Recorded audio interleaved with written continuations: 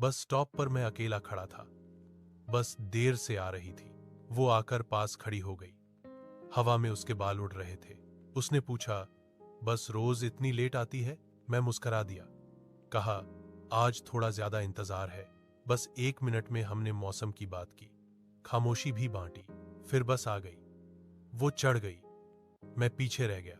बस चली गई और मेरे पास रह गया 1 मिनट का एहसास जो देर तक दिल में रहा।